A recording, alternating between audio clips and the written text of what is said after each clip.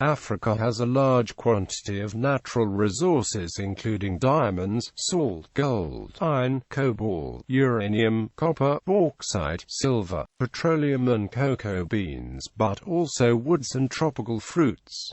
Much of its natural resources are undiscovered or barely harnessed, having a low human density. For a long period of time Africa has been colonized by more dynamic groups, exploiting African resources. Some economists have talked about the scourge of raw materials, large quantities of rare raw materials putting Africa under heavy pressures and tensions, leading to wars and slow development. Despite these abundance of natural resources, claims suggest that many Western nations like the United States, Canada, France and the United Kingdom, as well as emerging economic powerhouses like China, often exploit Africa's natural resources today, causing most of the value and money from the natural resources to go to the West and East Asia rather than Africa, further causing the poverty in Africa.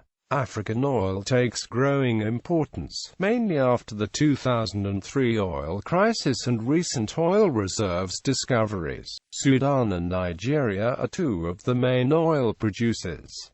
China owns 40% of Sudan's oil production. Oil is provided by both continental and offshore productions. Sudan's oil exports in 2010 are estimated by the United States Department of State at $9 billion, with the United States dollars. 5 countries dominate Africa's upstream oil production. Together they account for 85% of the continent's oil production and are, in order of decreasing output, Nigeria, Libya, Algeria, Egypt and Angola. Other oil-producing countries are Gabon, Congo, Cameroon, Tunisia, Equatorial Guinea, the Democratic Republic of the Congo and Côte d'Ivoire. Exploration is taking place in a number of other countries that aim to increase their output to become first-time producers. Included in this list are Chad, Sudan, Namibia, South Africa and Madagascar, while Mozambique and Tanzania are potential oil producers.